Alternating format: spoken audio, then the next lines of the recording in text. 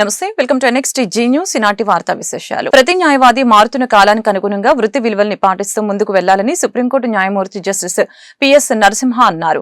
Guntur bar association కార్యాలయంలో శనివారం న్యాయవాదుల ఆత్మీయ సమావేశం జరిగింది. ఇందులో భాగంగా జస్టిస్ నరసింహ పాల్గొని మాట్లాడారు. రాజీ మార్గమే రాజమార్గమని చెప్పారు.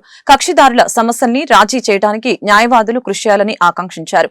మన ప్రవర్తన మంచితనమే సమాజంలో ఉన్నత స్థాయిలో నిలబడతాయని న్యాయమూర్తి వెల్లడించారు. ఈ కార్యక్రమంలో గుంటూరు బార్ అసోసియేషన్ అధ్యక్షులు వెంకటరెడ్డి, ఇతర న్యాయవాదులు పాల్గొన్నారు.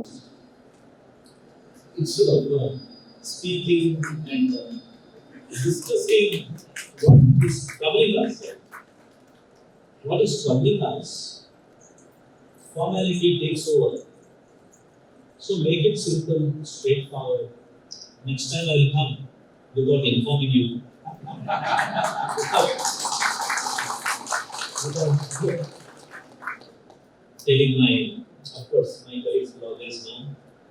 So, I'll come and sit in the midst of you, talk to you, and participate in the building of this institution.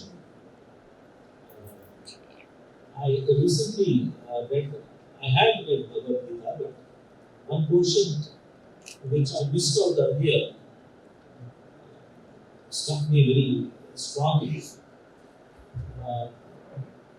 explaining what divinity is, what Godhood is. Krishna says that Adhyatma Vidya Vidyanam Vadah Pravidinam. Of all the knowledge systems, Adhyatma Vidya, that is, that which tells you what is supernatural or what is other than you, what about your makeup, your origin and your departure. Where do we come from? Where do we go? That knowledge is the highest knowledge.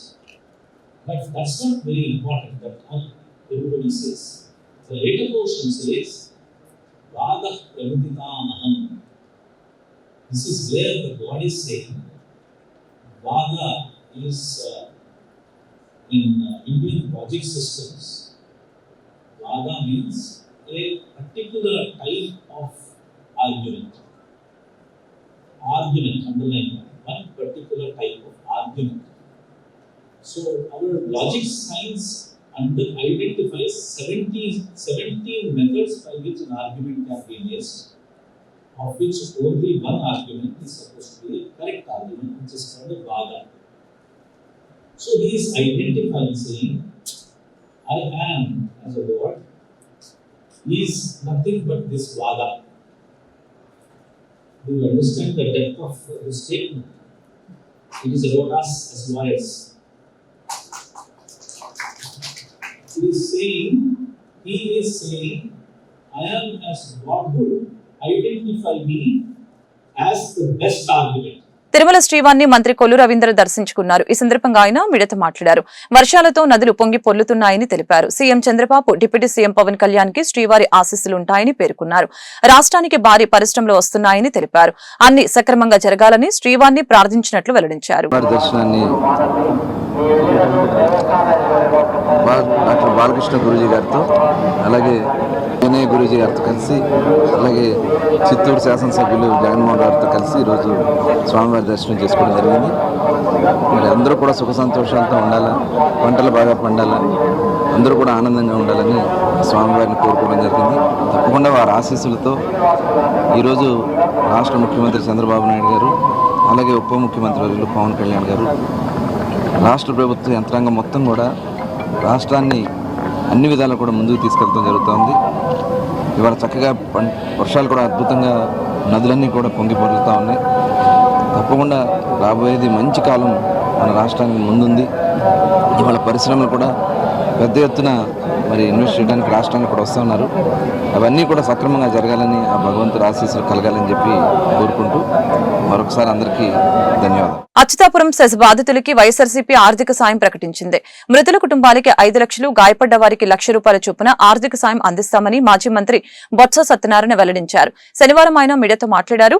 బాధితుల్ని కలిసి ఆర్థిక సాయం అందజేస్తామని తెలిపారు. ప్రభుత్వంలో ఉన్న వాళ్లు బాధ్యతతో మాట్లాడాలని బొత్స హితో పలికారు. ప్రమాదం జరిగితే అధికార అధికారంలో ఉన్న వాళ్లు పట్టించుకోలేదని అన్నారు. కనీసం బాధిత కుటుంబాలకి ధైర్యం చెప్పలేదని ఆయన దుయ్యపట్టారు. విషాదం వేళ రాజకీయం ఎందుకు, వెంటనే సేఫ్టీ ఆడిట్ జరపాలి, ఇలాంటి ఘటనలు పునరావృతం కాకుండా చూడాలి అని బొత్స తెలిపారు. మన ఫార్మాసిటీలో ఓ సంఘటన దొరకడం జరిగింది. ఆ దుర్ఘటనలో సుమారు 55 మంది వరకు ఎఫెక్ట్ అయ్యారు. అందులో 17 మంది ప్రాణాలు కోల్పోయారు. 35 మంది వరకు వారి గాయాలు పాలై వివిధ హాస్పిటల్లో వాళ్ళు ఉన్న సందర్భాన్ని మా అందరికీ తెలుసు. ఎంతో బాధాకరమైన సంఘటన మన ప్రాంతంలో. ఇంత పెద్ద ఎత్తున ప్రాణహాని జరిగిన సంఘటన ఇంతకుముందు ఎప్పుడు జరగలే. హెల్తీ ప్రాబ్లమ్స్ జరిగింది కానీ అందులో 12 మంది వరకు, తర్వాత మళ్ళీ ఇంకో 15 వరకు ఆ రోజు చనిపోవడం. కానీ ఈరోజు 17 మంది. ఆ సంఘటన పట్టిన రోజున మా పార్టీ అధ్యక్షుడు జగన్మోహన్ రెడ్డి గారు వచ్చి ఎవరైతే హాస్పిటల్లో ఉన్న గాయాల పాలైన ఉన్నారో వాళ్ళందరినీ కూడా వారితో పాటు మేమందరం కూడా వెళ్ళి వాళ్ళని పలకరించి వాస్తు విషయాలు తెలుసుకొని తదుప ఆయన వెళ్తూ పార్టీ తరఫున ఎవరైతే చనిపోయిన కుటుంబాలు ఉన్నాయో కుటుంబాలకి మరి వారి తన ప్రగాఢ సానుభూతి తెలియజేయడమే కాకుండా వారికి ఒక్కొక్క కుటుంబానికి ఒక్కొక్క 5 లక్షల రూపాయలని వారికి సహాయం చేయాలని పార్టీ నిర్ణయించింది. ఈ విషయం నిన్న వెళ్ళిపోతూ జగన్మోహన్ రెడ్డి గారు మాకు చెప్పేది ప్రకటించమని చెప్పారు. దాంతోపాటు ఎవరైతే గాయాలు అయినా ఎవరైతే హాస్పిటల్లో ఉన్న వ్యక్తులు ఎవరైతే ఉన్నారో, ఇంజూర్డ్ ఎవరైతే ఉన్నారో వారందరికీ కూడా ఒక్కొక్కరికి 1 లక్ష రూపాయలు ఆర్థిక సాయం చేయాలనేది పార్టీ నిర్ణయించింది. ఇవన్నిటినీ కూడా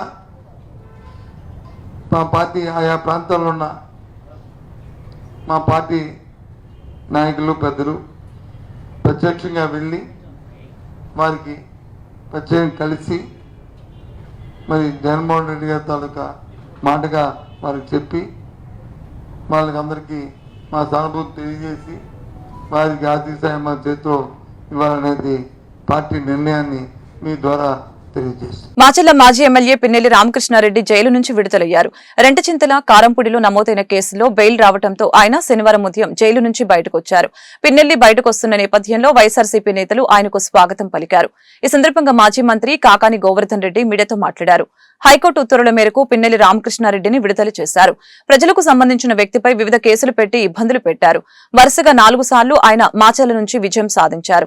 అలాంటి వ్యక్తిపై తప్పుడు కేసులు పెట్టి జైలుకు పంపడం దుర్మార్గం. చంద్రబాబును విమర్శించిన వారిపై కేసులు పెట్టి ఇబ్బందులు పెట్టాలని చూస్తున్నారు. కేసులు పెట్టి భయపట్టాలని చూస్తే మేము భయపడేది లేదని ఆయన స్పష్టం చేశారు. హైకోర్టు తీర్పునిచ్చి బెయిల్ మంజూరు చేసింది. దాన్ని బట్టి ఈ రోజు అధికారులు విడుదల చేశారు. మేము అనుకుంటున్నాం, మేము ఆశిస్తున్నాం, చంద్రబాబు నాయుడికి మంచి బుద్ధి ప్రసాదించాలని ఆ భగవంతుని కోరుకుంటున్నాం. ఎందుకంటే మరలా నిన్న పోలీసులను తరలించి ఏదో మరొక దొంగ కేసు చిత్రీకరించి దానిని నమోదు చేసి మరలా జైలుకి పంపించాలనేటువంటి ఆ దుర్మార్గపు ఆలోచనలు, ఆ దుర్మార్గపు పోకడలు మంచిది కాదు ప్రజాస్వామ్యంలో. కాబట్టి ఏదైతే నువ్వు ఈ రోజు చేస్తావో గుర్తుంచుకోవాల్సింది మరలా తిరిగి అవే రోజులు పునరావృతమవుతాయి. ఎవ్వరు కూడా ప్రజాస్వామ్యంలో ప్రభుత్వాలు ఏర్పడినప్పుడు కక్ష సాధింపులకు పాల్పడాలనేటువంటి ఈరోజు నువ్వు ఆ దినాన్ని కానీ తీసుకొస్తే, అటువంటి దాన్ని కనుక నువ్వు ప్రయత్నం చేస్తే, అటువంటి కార్యక్రమాలను నువ్వు పరిచయం చేస్తే రేపు జరిగేటువంటి దానిలో ఎప్పుడు నీకు సంబంధించినటువంటిది ఎప్పుడు నీకు అధికారం శాశ్వతం కాదు. 2014లో 106 సీట్లతో గెలిచినటువంటి నువ్వు బాపట్ల కేంద్రీయ విశ్వవిద్యాలయంలో ప్రమాదం చోటు చేసుకుంది. సైన్స్ ల్యాబ్ లో అనుకోకుండా ప్రమాదకర వాయువులు విడుదలయ్యాయి. దీంతో ల్యాబ్ లో ఉన్న విద్యార్థులు అస్వస్థతకు గురయ్యారు. ఊపిరి ఆడకపోవడంతో పలువురు ల్యాబ్ నుంచి బయటకు పరిగెత్తారు. మరికొంతమంది విద్యార్థులు అస్వస్థతకు గురవడంతో ఉపాధ్యాయులు వారిని బాపట్ల ప్రభుత్వ ఆసుపత్రికి తరలించారు. ఈ ఘటనలో 24 మంది విద్యార్థులు అస్వస్థతకు గురవడంతో ప్రస్తుతం వారికి చికిత్స అందిస్తున్నారు. ప్రమాదానికి గల కారణాలు ఇంకా తెలియరాలేదు. మానవతా స్వచ్ఛంద సేవా సంస్థ విశాఖపట్నం కోఆపరేటివ్ బ్యాంక్ ఆధ్వర్యంలో గుంటూరులో పలు సేవా కార్యక్రమాలు జరిగాయి. కొరటిపాడులో బ్రాంచ్లో ఉచిత వైద్య శిబిరం ఏర్పాటు చేశారు. నరసరావుపేట ఎంపీ లావు శ్రీకృష్ణదేవరాయలు ముఖ్య అతిథిగా హాజరై మెడికల్ క్యాంపుని ప్రారంభించారు. ఈ కార్యక్రమంలో భాష్యం విద్యా సంస్థల అధినేత భాష్యం రామకృష్ణ, జన చైతన్య వేదిక అధ్యక్షులు లక్ష్మణ్ రెడ్డి, సిపి నగర కార్యదర్శి కోట మాల్యాద్రి, మానవతా స్వచ్ఛంద సేవా సంస్థ అధ్యక్షులు Pavuluri Ramesh, Visakhapatnam cooperative bank chairman Chalasani Raghavendra Rao, branch manager బుల్లి కుమార్ తదితరులు పాల్గొన్నారు. స్థానిక ప్రజలు పెద్ద సంఖ్యలో హాజరై వైద్య సేవలు పొందారు. కస్టమర్లకి బ్యాంకు ద్వారా అందిస్తున్న ఆర్థిక పరమైన సేవలే కాకుండా ఆరోగ్య దృష్ట్యా మెడికల్ క్యాంపులు ఏర్పాటు చేయడం ఆనందంగా ఉందని ఎంపీ లావు శ్రీకృష్ణదేవరాయలు పేర్కొన్నారు. అదేవిధంగా విశాఖపట్నం కోఆపరేటివ్ బ్యాంకు సేవలను ఉమ్మడి గుంటూరు జిల్లాలో విస్తృతం చేయాలని ఎంపీ సూచించారు. ధన్యవాదాలు తెలియజేస్తూ మరి దీంట్లో పెద్దలంతా కూడా పాల్గొంటూ ఉన్నారు. ఇప్పటికే ఈ బ్యాంకు సంబంధించి మరి సేవా కార్యక్రమాలు కూడా ఒక్క వ్యాపార దృక్పథంలో కాకుండా సేవా కార్యక్రమాలు కూడా నిర్వహించాలని మరి ఇక్కడ ఈ నగరంలో ఉన్న మరి డాక్టర్లు పెద్ద డాక్టర్లందరూ కూడా పిలిచి గత సంవత్సరం కూడా క్యాంపులు నిర్వహించాం. దాంట్లో భాగంగా ఈరోజు కూడా ఈ కార్యక్రమం నిర్వహిస్తూ ఉన్నాం. దీనికి మరి లక్ష్మారెడ్డి గారు, అట్లాగే డాక్టర్ గారు, శ్రీనివాస్ గారు వీళ్ళంతా కూడా పాల్గొన్నారు. వాళ్ళందరూ కూడా ధన్యవాదాలు తెలియజేస్తూ రాబోయే కాలంలో కూడా ఈ వ్యాపార దృక్పథమే కాకుండా సమాజానికి ఉపయోగపడే పరిస్థితుల్లో మరి సేవలు అందించాలని ఇప్పటికే మరి 53 బ్రాంచీలతోటి మన రాష్ట్రంలో విశాఖ కోఆపరేటివ్ బ్యాంక్ ఒక మోడల్ బ్యాంక్గా వెళ్తూ ఉంది.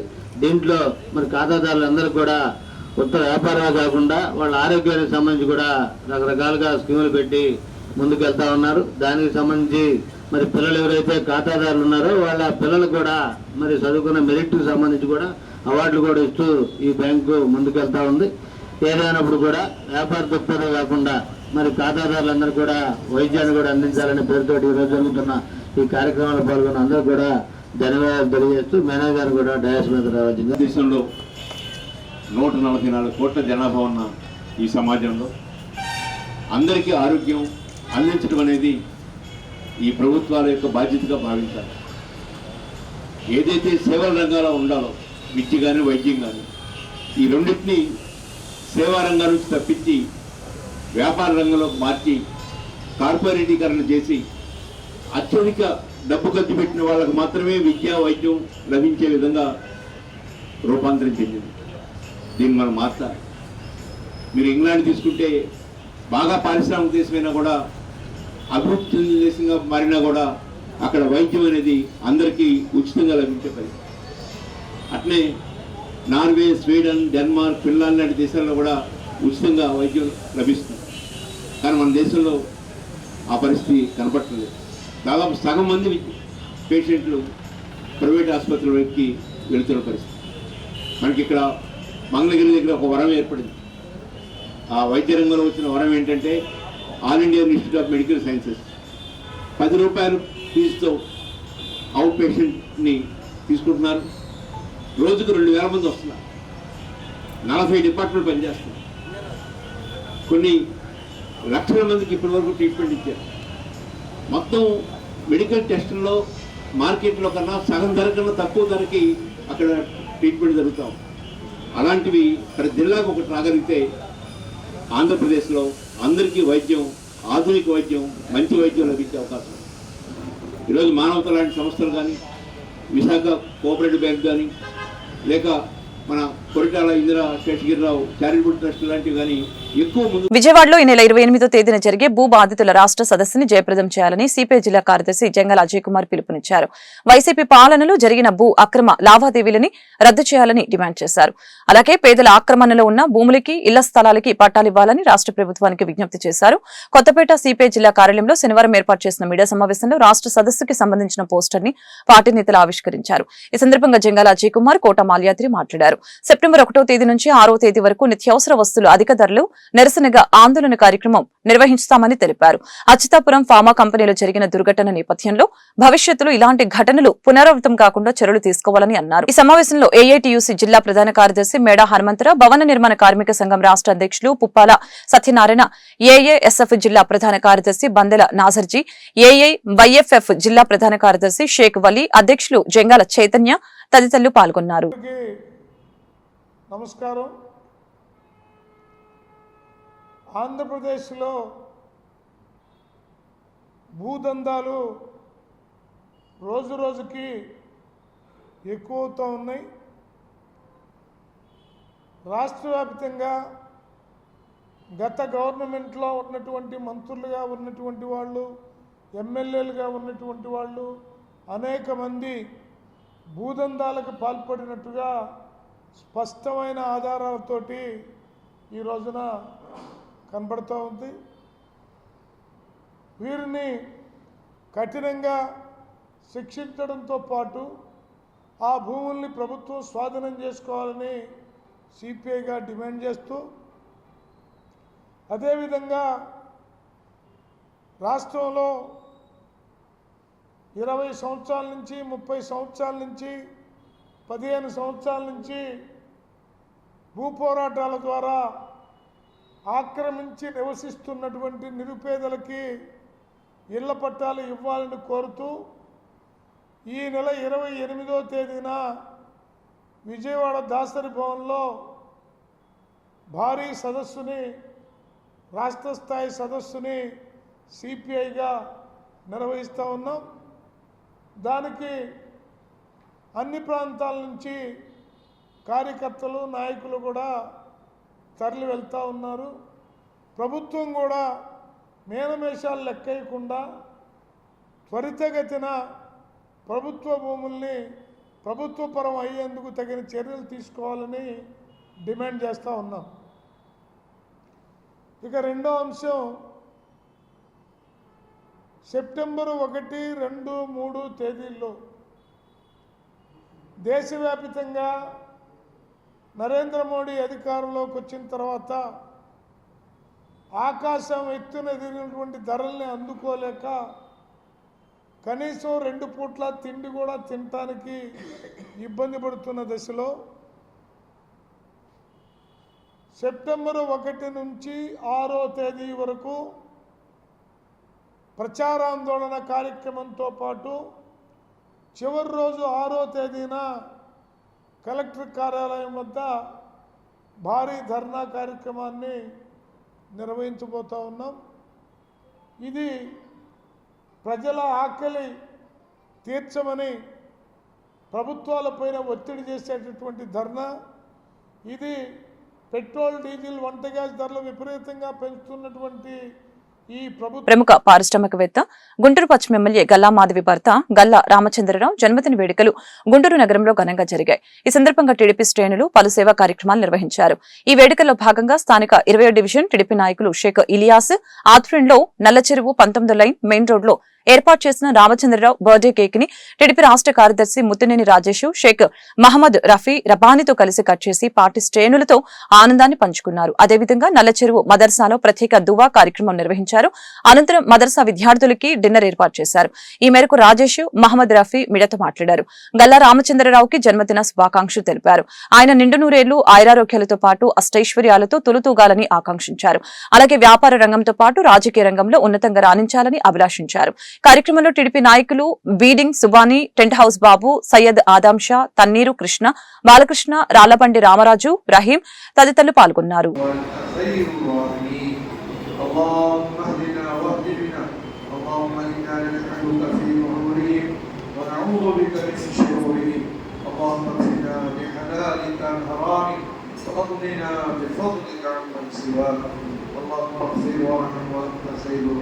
రామచంద్రరావు గారి జన్మదినాన్ని పురస్కరించుకొని నల్లచెరువులోని మదర్సా ప్రాంతంలో ఉన్న అరబిక్ స్కూల్లో విద్యార్థులకు వాళ్ళ విధాన కార్యక్రమం చేపట్టడం పెద్దలందరూ అలానే జన్మదిన కార్యక్రమాలు శుభాకాంక్షలు తెలపడానికి కూడా శుభాకాంక్షలు కార్యక్రమం చేశారు.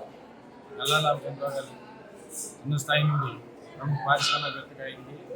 నేడు వాళ్ళ శ్రీమతి గారు గల్లా మాధవి గారు ఎమ్మెల్యే గారు పశ్చిమ నియోజకవర్గానికి సేవలు చేయడానికి వచ్చి అత్యధిక మెజారిటీ విజయం సాధించి ఈరోజు గుంటూరు పశ్చిమ నియోజకవర్గానికి అభివృద్ధి దిశగా పయనించడానికి చేస్తూ ఉన్నారు.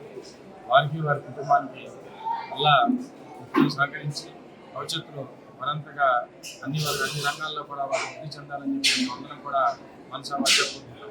ఈరోజు నల్లచెరువు 20వ వార్డు నందు తెలుగుదేశం పార్టీ కార్యకర్తలందరూ గౌరవనీయులైన గల్లా రామచంద్రరావు గారి జన్మదినమును అదొక పండగలాగా అందరూ ప్రతి ఒక్క కార్యకర్త మాకు ధీటైన నాయకుడు దొరికాడు, మా కష్టాలు ఏమే నాయకుడు, మాతో పాటు ఏమైనా ఇబ్బందులు ఉంటే తెలిసి తీరుస్తున్నాడు. ప్రతి ఒక్కళ్ళు ఆనందంతో తెలుగుదేశం పార్టీలో ఉన్న 20 వార్డులో కార్యకర్తలు మొత్తము మునుపు ఎప్పుడూ లేనట్టుగా అందరూ ఒక సంతోషంలాగా అందరూ కలిసి గల్లా రామచంద్రరావు గారి జన్మదిన వేడుకలకి చేస్తున్నారు. 20 వార్డు నందు కేక్ కట్ చేసి మద్రసాలోని పేద పిల్లలకి వాటిలో ఉన్న కార్యకర్తలందరూ భోజనాలు ఏర్పాటు చేశారు. వీధుల్లో తిరగాలంటేనే గుంటూరు ప్రజలు హడలెత్తిపోతున్నారు. ఏ బజార్లో చూసినా వీధి కుక్కలు గుంపులుగా సంచరిస్తూ ఉన్నాయి. వీధి కుక్కల నియంత్రణ కోసం కార్పొరేషన్ లక్షలు ఖర్చు చేస్తుంది. కుటుంబ నియంత్రణ ఆపరేషన్ చేసినప్పటికీ వేల సంఖ్యలో వీధి కుక్కలు ఎలా పెరుగుతున్నాయో అర్థం కావటం లేదు. వీధి కుక్కల బెడద ఎక్కువైంది మహాప్రభు అంటూ కౌన్సిల్ సమావేశం సాక్షిగా కార్పొరేటర్లు గగ్గోలు పెడుతున్నారు. అయినప్పటికీ ఎలాంటి ఫలితం లేకుండా పోతోంది. ఏదో ఒక ప్రాంతంలో ప్రజలు కుక్కల బారిన పడుతూ ఉన్నారు. కుక్కల దాడిలో ఇప్పటికే అనేక ప్రాంతాల్లో పిల్లలు చనిపోవడం, పెద్దలు గాయాల పాలు కావడం జరుగుతోంది. ఇప్పటికైనా కార్పొరేషన్ యంత్రాంగం స్పందించి తగిన చర్యలు తీసుకోవాలని ప్రజలు కోరుతున్నారు. ఈ వార్తలు ఇంతటితో సమాప్తం. మరొక బులెటిన్ మళ్ళీ కలుద్దాం. నమస్కారం.